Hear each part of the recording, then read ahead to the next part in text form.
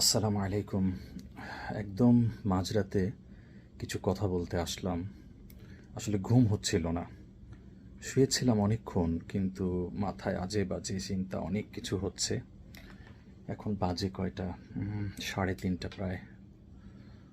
তো গতকাল অফিসেও কাজ করেছি, কিন্তু ভালো লাগছিল না।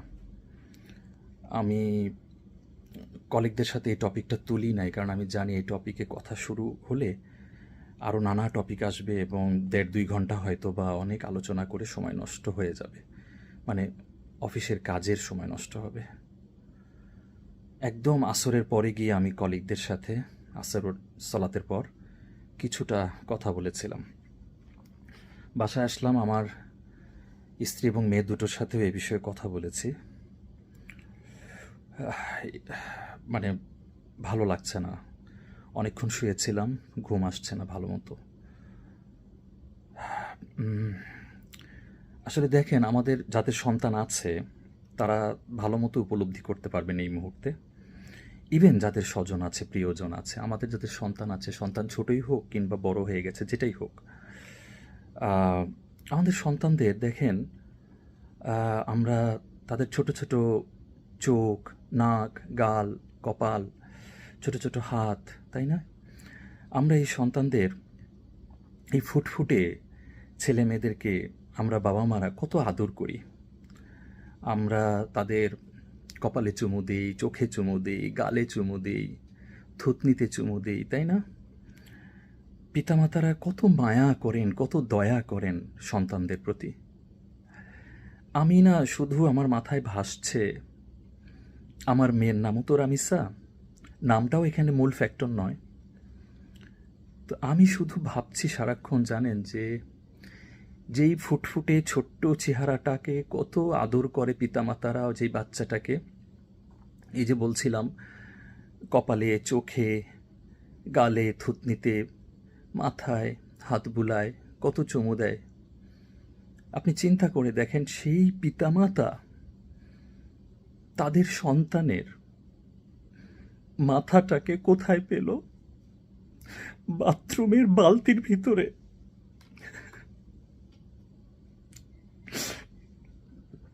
আমি চিন্তা করতে পারছি না যে কারো সন্তানের সেই ফুটফুটে সুন্দর মাথাটা, চেহারাটা প্রতিবেশীর বাসার বাথরুমের বালতির মধ্যে।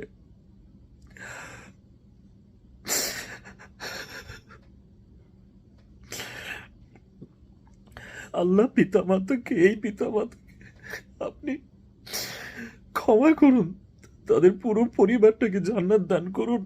এটা সহ্য করার মতো বিষয় নয়। কিভাবে যে তারা বেঁচে আছেন আমি না বুঝতে পারছি না, আমি নিজেই নিতে পারছি না। কিভাবে তারা বেঁচে থাকবেন এই স্মৃতি নিয়ে?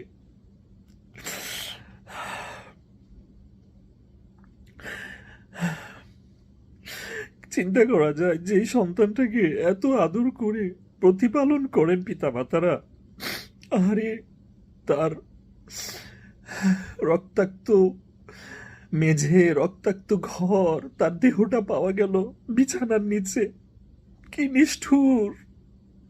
একটা শিশুর সাথে মানুষ এত নিষ্ঠুর হতে পারে কিভাবে?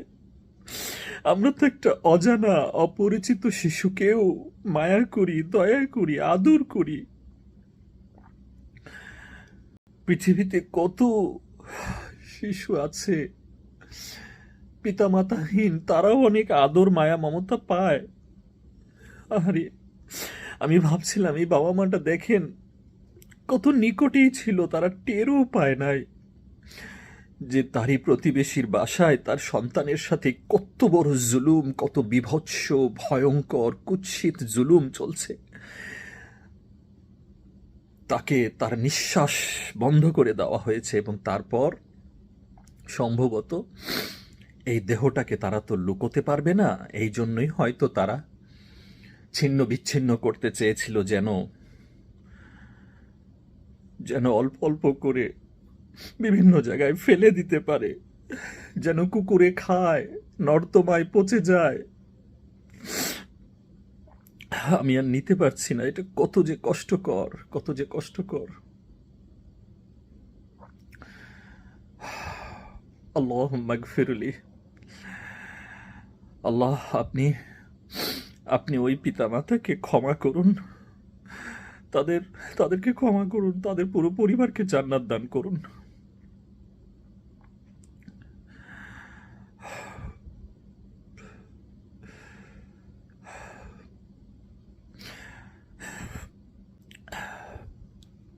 আপনারা সবাই একে অপরের জন্য প্রচুর দোয়া করবেন।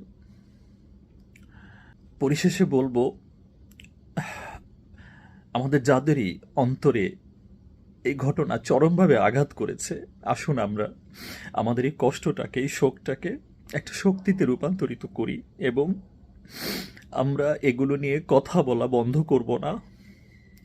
সচেতনতা বৃদ্ধি করতে হবে নানাভাবে, এবং যেখানেই আমরা কোনো কারো প্রতি জুলুম, বিশেষ করে শিশুদের প্রতি, তারা তো দুর্বল, শারীরিক শক্তি কম, তাদের বুদ্ধি কম, যেখানেই জুলুম হচ্ছে আমরা এগুলো নিয়ে চুপ থাকবো না। যেখানেই বলতে যেখানেই, এটা যদি ঘরেও হয়, এখানে এটা যদি কোনো পিতামাতাও জুলুম করে, রিসেন্টলি এমন ঘটনাও দেখছি যে পিতামাতাও তাদের সন্তানদের প্রতি জুলুম করছে, আমরা এরকম কোনো জুলুমের খোঁজ খবর পেলে আমরা সেখানে নাক গলাবো, আমরা সেখানে প্রতিবাদ করব, আমরা সেখানে সেই জুলুম হওয়া ব্যক্তির উপরে শিশুটিকে আমরা বাঁচানোর চেষ্টা করব।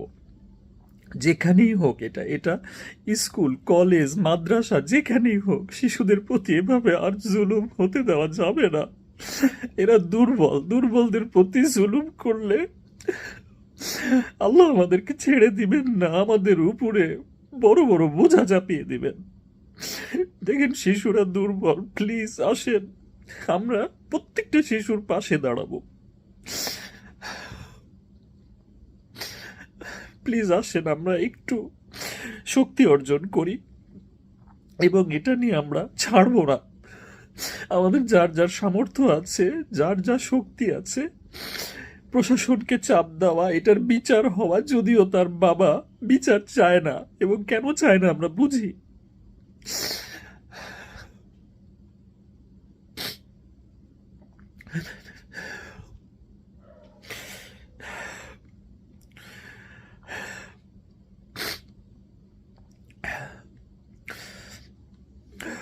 আর কোনো সন্তানকে, আর কোনো শিশুকে আমরা এভাবে পৃথিবী থেকে বিদায় নিতে হতে দিতে চাই না। আমার আরো অনেক কথা আছে, আমি এখন আর সেগুলো বলতেও পারছি না। ইনশাল্লাহ আমি পরে আবার সেগুলো নিয়ে কথা বলবো। আসসালামু আলাইকুম রহমতুল্লাহ।